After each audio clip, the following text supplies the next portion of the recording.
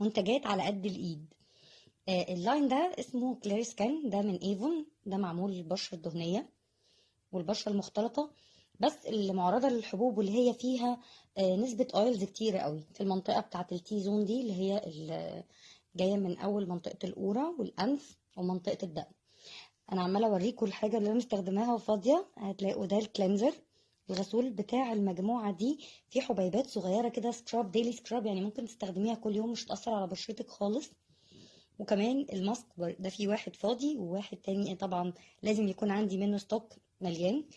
ليه بقى هو من مفضلاتي وليه لازم يبقى عندي منه ستوك؟ لانه فعلا حرفيا بينظف البورز جدا، خاصة الناس اللي المسام عندها بتبقى واسعة قوي في الحتة بتاعة جنب منطقة النوز كده، ومنطقة النوز نفسها، لان فكرته انه بينظف المسام